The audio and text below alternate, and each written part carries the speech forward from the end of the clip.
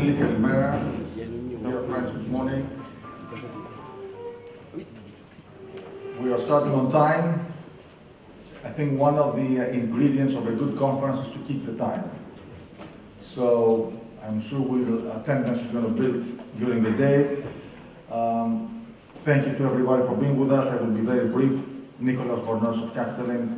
I just wanted to thank everybody for joining us today at our 8th annual Operational Excellence in Shipping Forum that discusses best practices across all areas of shipping operations. Today's forum is going to concentrate on three main areas. The transformational impact of technology, the options, strategies, risks and challenges of environmental compliance regulations, and thirdly on maritime education. So these are three very important topics, and we'll also examine how all these, especially environmental compliance, how this affects insurance, risk management, finance, and so on. And of course, we are very privileged to have with us today Mr. Philip Louis-Dreyfus, and recognize him at the end of the day for his very long-standing and valuable contribution to the global shipping industry. I'd like to thank all the sponsors for making this event possible, and without any further delay, I would kindly ask Mr. Nick Brown to take over. I'd like to thank Lloyd's Register for being one of the pillars of this event. So Nick, you can be here, and your panelists. So we have Salvatore D'Amico, who is going to join us via Skype. Unfortunately, Salvatore could not make it because of weather conditions that prevented him from traveling. He actually sent me the video from the airport and from the port, and I was amazed to see the turbulence. So anyway, he's kind enough to be with us, not in spirit, but also via Skype. So we have Andreas Hadjipetrou, Theofanis, Sallis, Mark Pearson, and Despina, Panayiotou, Tototheo. So Nick, you take over.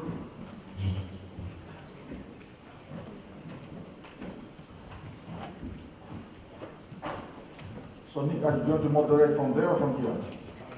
Yeah, and you have a countdown clock here, so you can also time.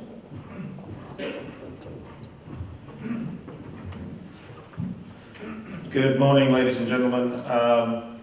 Welcome, and first of all, thank you to Nicholas and to Capital Link for inviting me back. For those who I've not met before, my name is Nick Brown. I have the pleasure of leading Lloyd Register's global marine and offshore business. So to start the conference this morning, we have 45 minutes to discuss the mega trend of digitalization, its benefits that the marine industry could capitalise on, but also the risks that come from greater connectivity in the form of cybersecurity.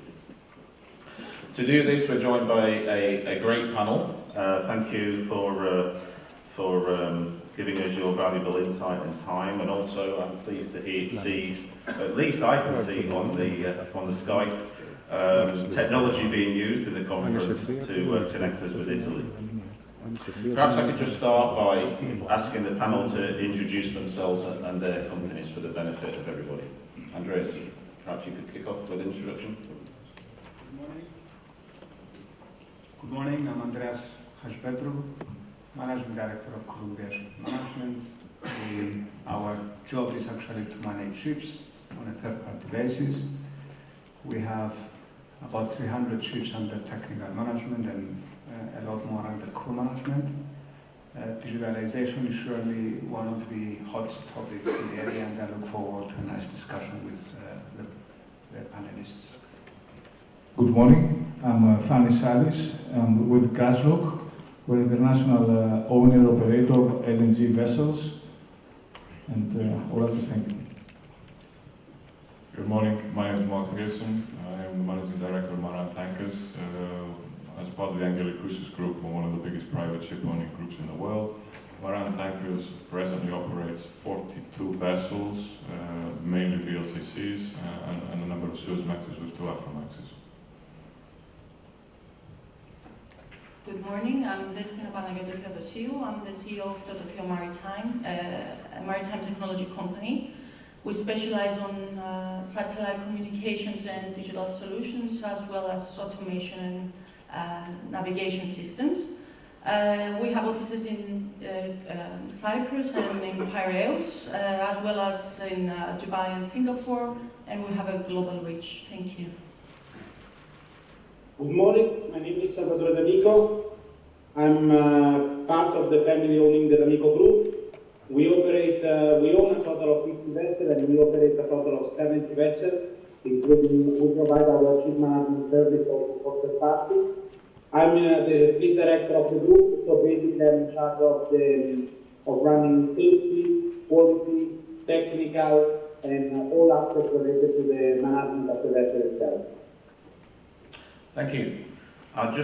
Maybe we could just start the clock, otherwise we're going to overrun. It started now. Good. Okay, big data has long been talked about, and Industry 4.0 has added to the discussion. My board, and I'm sure your boards, talk with enthusiasm about the benefits of adopting a digitalization strategy. So perhaps I could just ask the panelists to spend a little bit of time of explaining what you're currently doing within your own companies to address this phenomenon. Despina, maybe if you'd like to start. Yeah, sure. So as a company offering technology solutions to ship owners and ship operators, we do need to be at the cusp of change. And of course, technology is what we do, is what we have to deal with every day. There are significant changes to our industry. They are really transforming it. But there is always a demand for companies like ours to be a trusted connectivity partner, because that's where it starts. So this is where we are focused, actually, being trusted partners to our customers and helping them through their digital journey. When it comes to internal solutions, of course, as I said, this is what we do. So it is pretty much a culture within our company. Thank you. Mark? Okay, I think from our perspective, digital transformation, it's a word that's used a lot, and big data is something that's banded around in shipping for many years. I think that there's still a long way to go before we really get to the stage where we're using big data. And I think digital transformation is very much a journey. It's not something that you can start today and then tomorrow you'll finish. There are many, many challenges associated with it. We have, as a company, I mean, there are some places where you start. We've tried to create a common platform across the whole fleet of ships and also in the office, uniting many of the different systems that we have, using data and merging data and fusing data so that we get certain reporting information on a single platform, because that's what we're interested in. We don't want people to have to run around and jump to 25 different locations to get the information they need for their work. The big challenge, I think, that we have to recognize is the change in mentality of people in the office. It's not such a straightforward thing, and not just in the office, also on the vessels. So we've worked a lot on transformation and collecting data and simplifying processes and giving information in an easy to use format. And I think it's a much slower process to actually transform the way people work and the way people want to work. Thank you. Perhaps I could just move to Theofanis as a market-listed company. Obviously, for your investors, it's a trend that they get to choose. They see this mega trend of digitalization going across so many sectors, and the marine industry is not immune for that. But as we recognise, the marine industry perhaps is one that is difficult to coordinate, difficult to move forward with any form of unity. And we have a well-known saying that, if you have to eat an elephant, don't try to do it in one sitting. So perhaps you could share with me where you think the quick wins are for the industry, and where we might be able to see some of the biggest benefits most easily gained. Thank you, Nick. Yes, in Gaslog, actually, we operate LNG vessels. We are perhaps one of the most technologically advanced in the shipping industry. So for many years now, let's say we're involved, we're in the front line of, let's say, the developments in the technology. And of course, today, as ICT actually revolutionized the shipping industry, the challenges become bigger and bigger. And actually, we see both risks and opportunities in today's environment. We're trying to identify both and understand both. Risks obviously are associated with, I agree with Mark, people's awareness, and is very important, and in fact we place a lot of focus to cultivate a mentality across the group, including the people on board our vessels, which is a critical element actually, and because our vessels maintain big connectivity, also is a big threat for us. Our customers are very concerned and focused in cybersecurity issues and how we protect the data and how we ensure that we run our vessels safely. And cybersecurity today, and we have run scenarios, is indeed a threat. To answer the question, Nick, I think quick wins is actually, we see quick wins in two areas. The first one is that we can move very quickly to a paperless working environment, so an environment that also will allow people to become more aware about the process and procedures.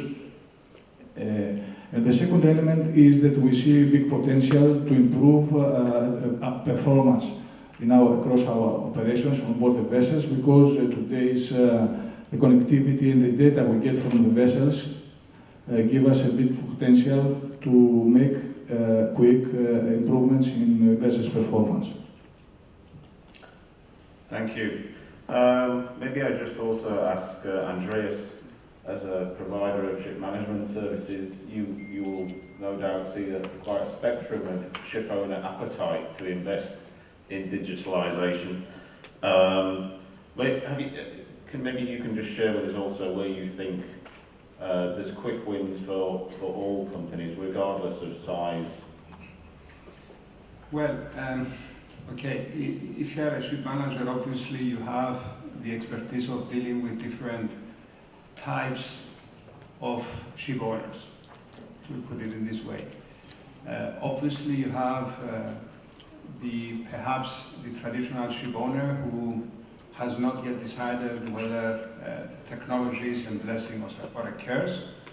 So the emphasis is clearly on, for this type of client, the emphasis is to provide the minimum they require in terms of operating the ships, and at the same time enhancing obviously the relationship between the ship and the connectivity between the ship, the manager and the office and the owner. At the same time, you have the profile of the client who is really geared to technology.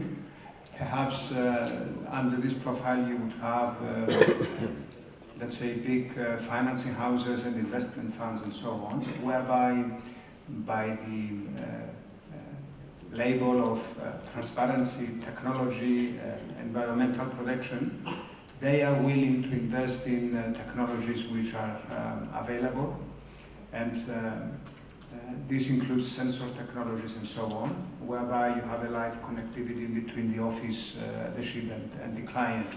So what we are doing at the moment is creating what we call an optimization control room, whereby the data from the ships will be collected on a single platform, and through this data we will be able to create reports with regards to KPIs, vessel performance, optimization, fuel consumption. we will be able to gather MRV data automatically. So on this single platform, we will make sure that we have the data of all the ships, and therefore we will be able to create benchmarking between different types of ships, to create the KPIs automatically and so on. So through the connectivity with the ships, we will be able to manage the data internally in a way that becomes valuable and useful for the client as well. And of course, having stated that, certain clients are more involved and aware and wish to concentrate on speed and consumption, on especially the clients that they're paying for bunkers, whereas those with ships on time charter, they prefer to concentrate on other parameters, and perhaps they're not willing to invest so much in technology and sensors. Thank you. Maybe I could also bring Salvatore in here, and from his perspective. Yes.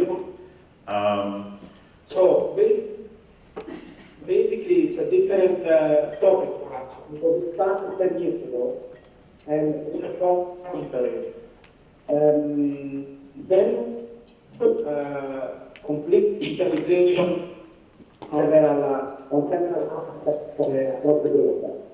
I think that the biggest thing was on the safety side, because integration, several times we can stage from and develop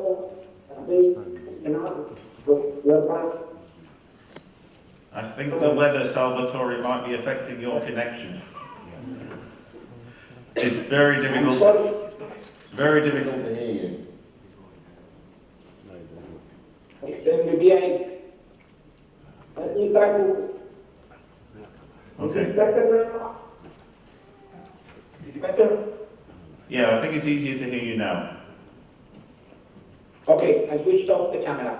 So basically what I was trying to say is that we tried to, at the beginning we tried it only with performance monitoring, and today we went across the entire table with several topics that are today involved in our company in terms of digitalization. The biggest win is on the safety side, whereby we saw that by collecting some data from the vessels, we could easily understand which vessels were having were potentially and because our job is a matrix-based job, it's a very good way to manage your risk and to reduce the risk, to have the possibility through digitalization to understand where the risk mainly is and then analyze how to reduce it. Okay, thank you. Can I make a comment on the quick wins, or just to say it from the technology perspective? I actually agree with many of the points of the three gentlemen. First of all, quick wins for whom? The shipping companies are so different, so there are different wins for each one. Then it's really a process, and it's not a one-off change. So we will see many small changes that create opportunities. Ship managers are building data centers now, and we know that there are opportunities coming with these centers, but they haven't realized yet. So this is something to look forward to. What our recommendation is to take the long view when it comes to technology. Have a strategy, see what's best for your own company, and adapt to it.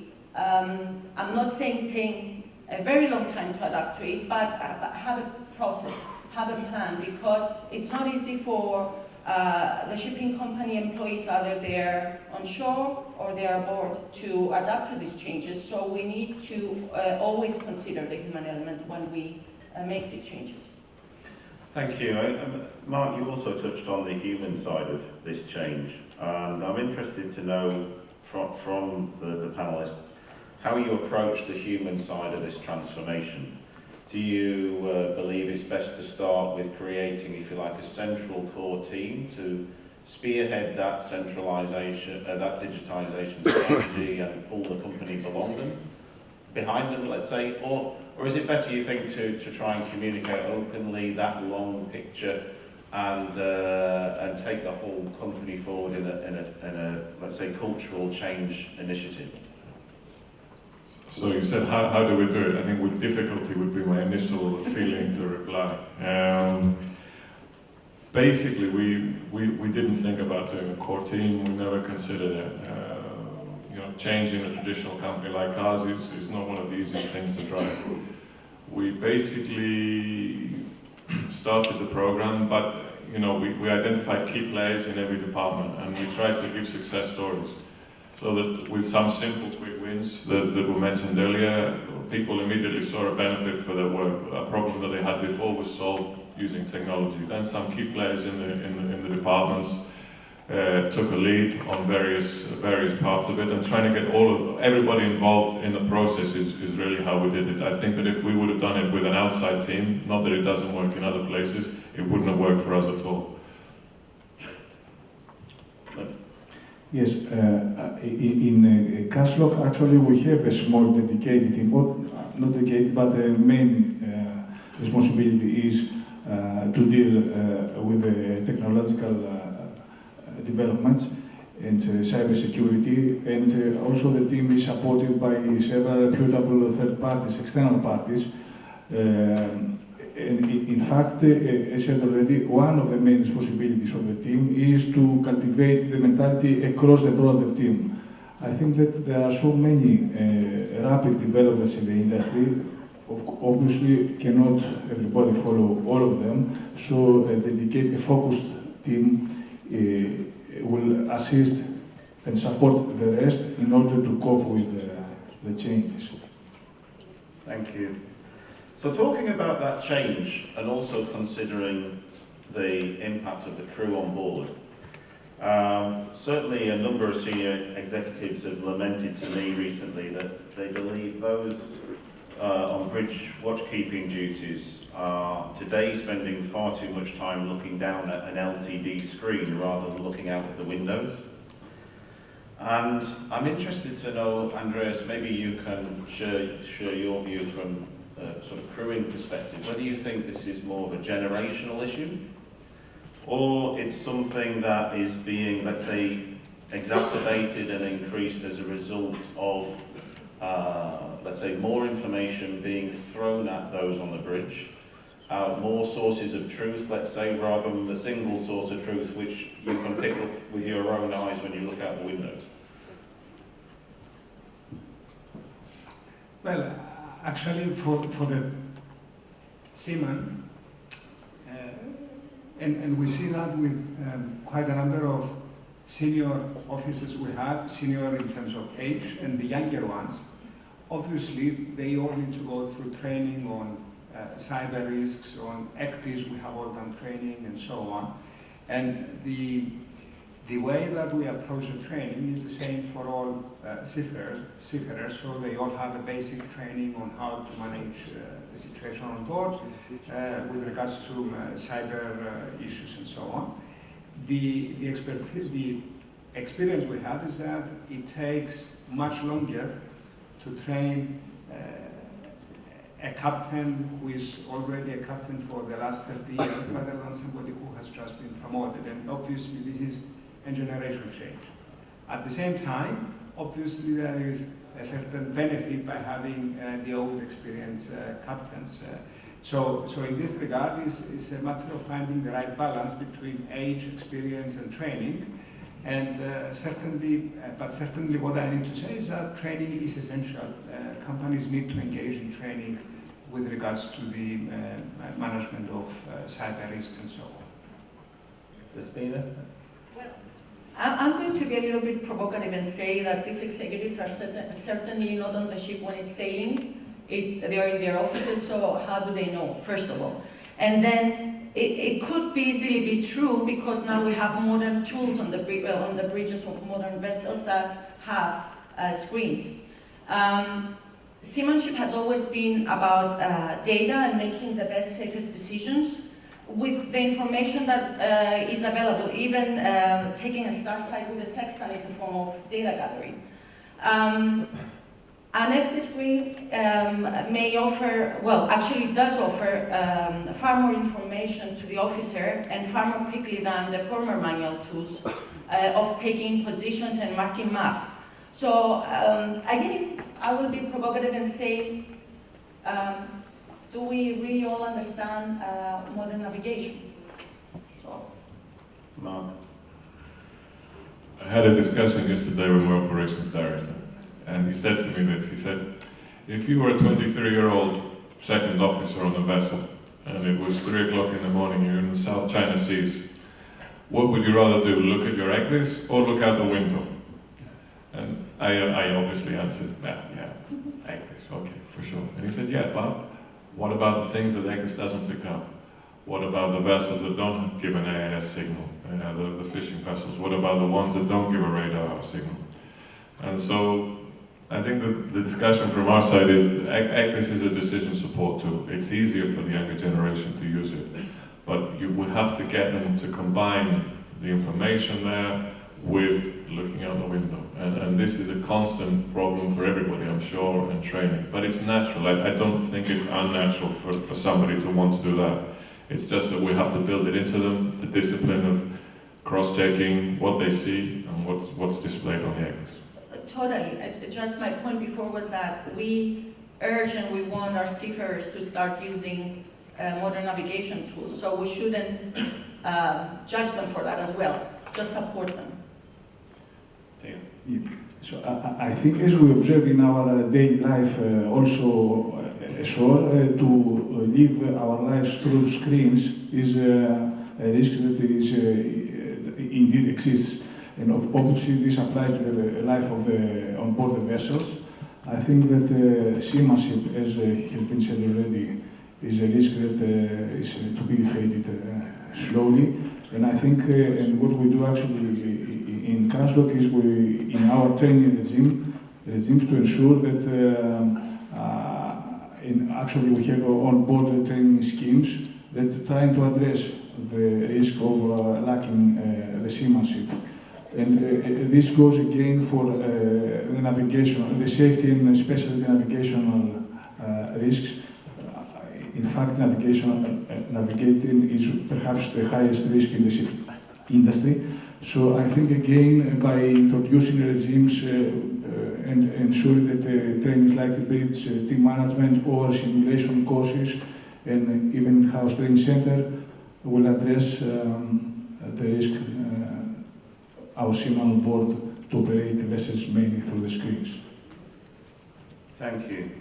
Can I just move on a little bit then and talk about data sharing? Because it seems everybody recognises the importance of collecting data, the benefits that could be gained from that insight individual companies can gain from data. But we've also seen significant debate over the years around who owns the data, what are the risks of Salvatore, you want to jump in? Yeah. Yes, sorry, there was an important point I wanted to make on what we were just discussing, which is about the benefit of this new technology which are available. I mean, all what has been said about the safety of looking out of the window, I fully share it and I completely take it, and I think that, as already was said, it must be a mixture of the two. But to be very practical, when I worked for the first time on board of a vessel sailing, I was only 14 years old. And at that time, radar on board of the vessel I was sailing were not ARPA. So basically, we had to calculate the route of target manually by drawing with a pen on top of the screen, which allows me to say was very, very complicated. Today it's much faster process, you can acquire much more targets and so on.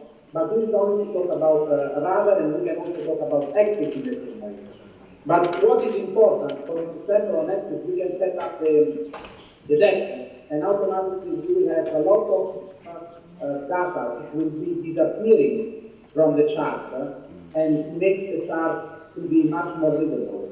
But what I think is much more important is the fact that today in the Italy we are developing a technology which I would call artificial intelligence, which will be able to bring on in the master cabin and ashore alarms from the navigational computer under certain conditions, whereby master and our fleet operation center in Rome will be able to catch any major issue which is going on the vessel, and in particular during the navigation.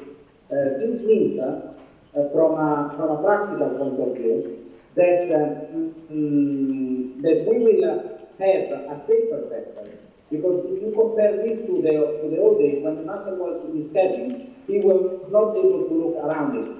Today, we are developing a technology whereby the master will receive an alarm when he has to jump on the bridge. Okay, thank you, Salvatore. Can I just mention something with regards to the safe navigation and so on and technology? If I take, for example, the control rooms of big organizations, and this is the one which we have also developed in-house, you do have the ability to connect with the ship and receive every 5-10 minutes a position reporting with regards to the actual position of the asset.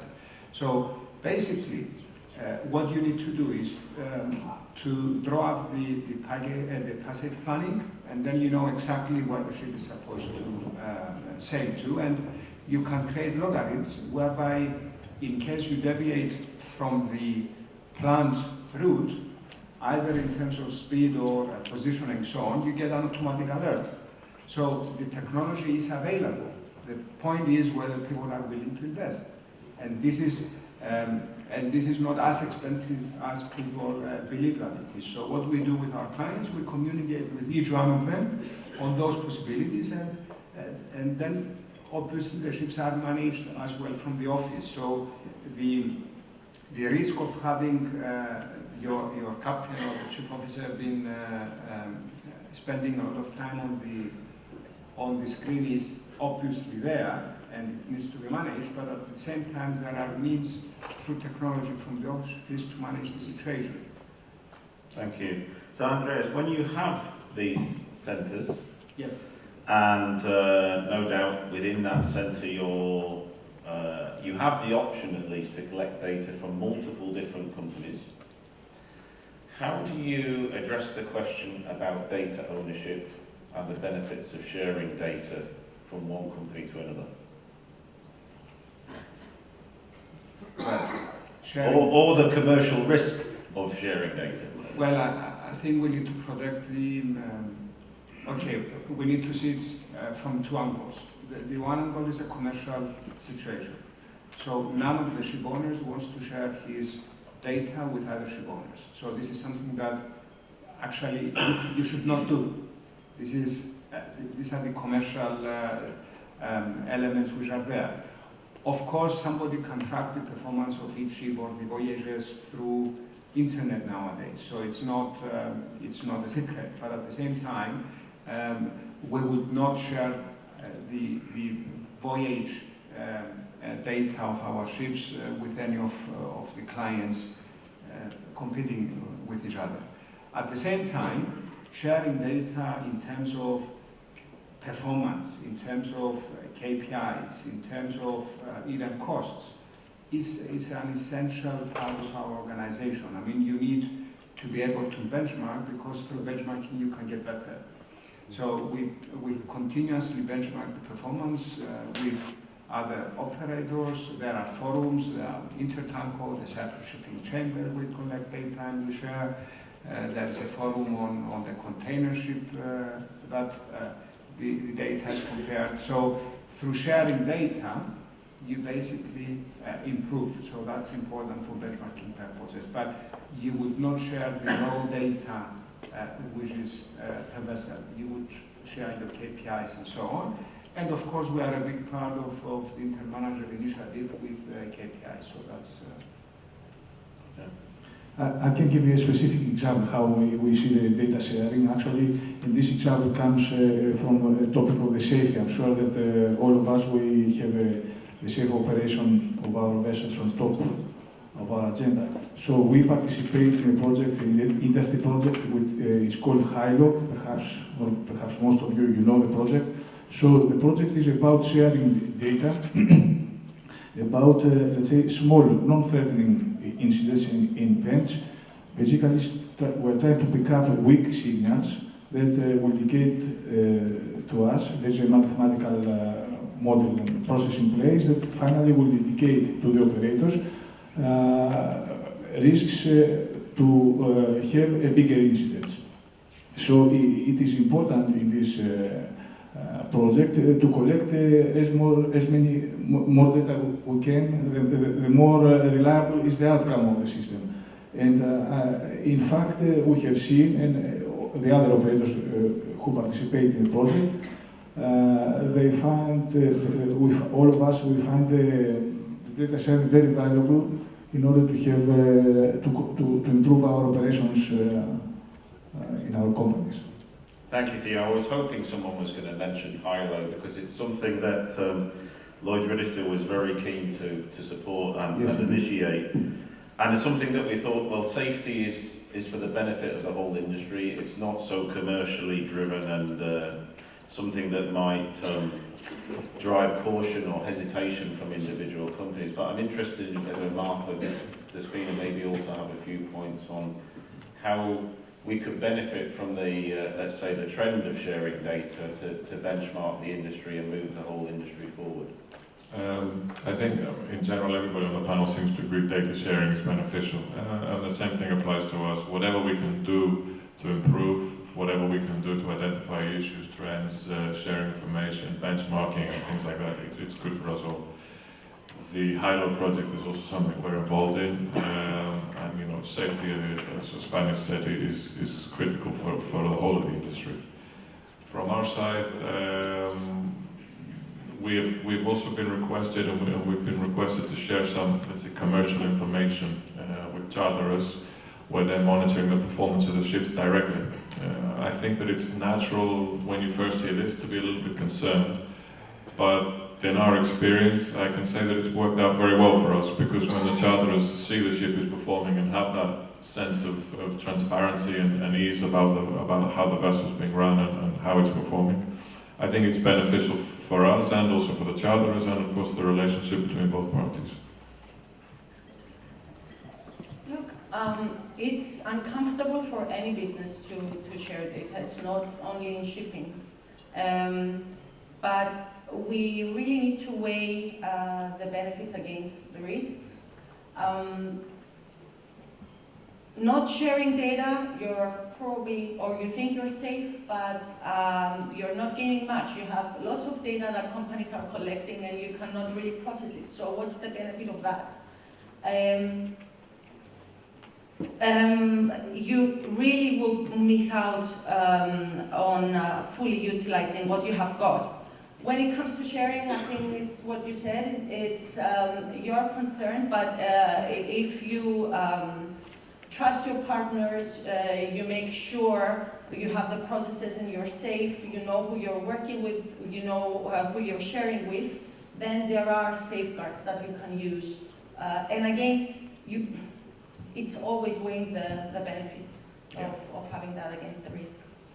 So let's just move on then and talk about the risk with the industry being more connected, with modern ships having, let's say, equipment installed on board by the main manufacturers that often comes with a remote diagnostic capability. There's clearly some unintended consequences from that increased connectivity between the ship and the shore. We've all seen the, let's say, malicious attack that come with cybersecurity, but I'm interested to know some of the practical examples of how we could also mitigate unintended consequences, perhaps when crew members are opening up attachments without realising what they might be opening up and leaving behind on board the ship, or when OEMs are perhaps connecting to equipment on board and perhaps exposing viruses or risks within their own systems to ships at deep sea. Perhaps, Theo, you could share with us some of your experiences. Let's not forget Salvatore. Oh, sure, yeah. Salvatore, are you with us? Yes, absolutely. I'm fully with you. And what I was thinking about is the good example I can make about our navigational equipment. Basically, we installed all our navigational equipment can be serviced from the shore side by our service company. And it happens that we are saving not money, but we are saving time, which is even more valuable than money. Because most of the time when we have a problem on our navigational equipment, maybe it's radar, maybe it's an axis or something like that, they are able to intervene remotely. In order to, let's say, maintain a certain level of safety standard, the connection which is used in this case has two safety features of which I'm aware. Then obviously there are several others. The first one is that the connection is provided directly by them. They are also the internet service provider. I'm talking about Maran company. And the second one is, and I know that this is a military encrypted connection. I know this because I asked them directly. And the second one is that there is a key on the which must be literally furnished by the ship captain in order to enable the maintenance team ashore to service the ship equipment. If that key is not furnished, they cannot intervene on the system because the ship is, let's say, offline in a certain perspective. And we, as an internal policy, we only do this job when we are in port or when we are in an anchor. We never do it during navigation. If it is a real emergency, we can stop the vessel and then we do it, but we never do it while the vessel is sailing. Okay, thank you, Salvatore.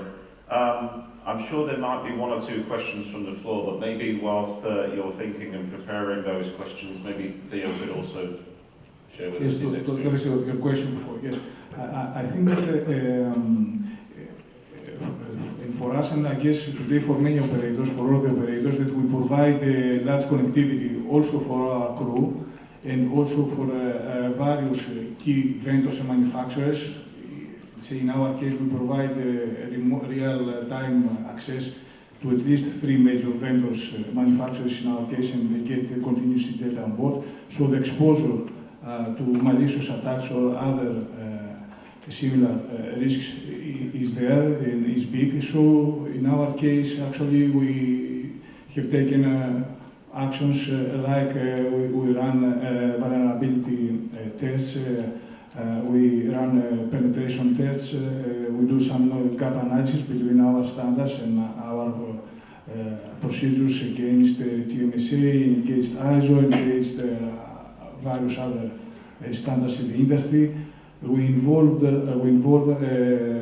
third-party experts and, in order to design and improve our security in our systems.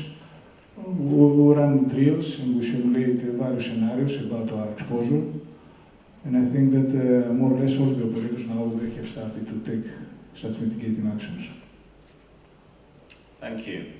Maybe we just have a few questions left. A few minutes left. Any questions from the floor? I don't know if we have microphones available. Maybe we can hear. Please.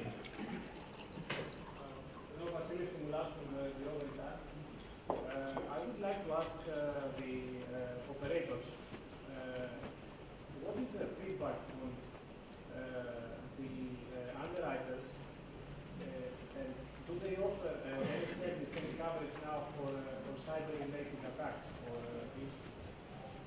And if they do, what is the requirement from you? How do they ask you if you calculate the risk?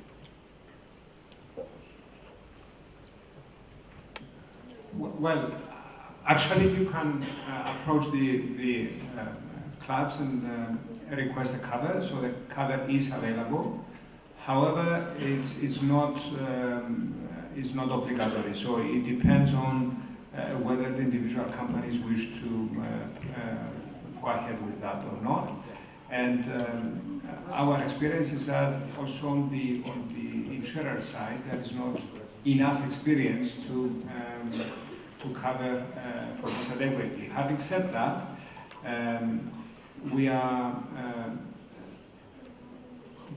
talking with them so that we get some kind of coverage, but this is really on a stage which is it's an infant stage. in all fairness, it's what I said before. It's technology is a blessing or a curse. How do you actually draw the line, and where do you actually want to make sure that you position yourself? And I think it depends on each company in which direction they like to go. I think we maybe just have time for one more question, otherwise we'll slip the agenda. Please. Just at the front, in the middle. Thank you, Mr. Chairman. Without wanting to rock the boat, about 35, 40 years ago, we had a major accident in a fleet. We had a modern ship about 4 or 5 months old, and collided in fog off the west coast US, off Long Beach. The description by our operational guy when the actual ship collided, we were all in shock, of course, because it was the only major accident we ever had, this was a radar-assisted collision. I repeat, a radar-assisted collision. I'm only mentioning this not to rock the boat, but just to mention that wherever technology exists, there's always the human factor, there's always the element of the human being being the extraordinary ability which he has through his instinct, his ability, and his natural way of production, that it's always good to rely on technology, but a couple of pair of eyes on the bridge will always be much more helpful. Thank you. Thank you. Despina, one last comment? I just want to respond to that, and I absolutely agree. Technology is there to help people, to help our people. So we should really not see it as the enemy here. We should see it as a tool that we can utilize to help us. I understand. Yes, there are let's say accidents that could be because of technology. But again, technology is there to help us. It's there to assist the humans on board, and we should just try to see it as just a tool, just our friend on board to make our work easier and improve our business. Thank you. So I think that is all the time we have for this first session. Maybe you can join me in thanking our panelists for the first session. Thank you. Thank you.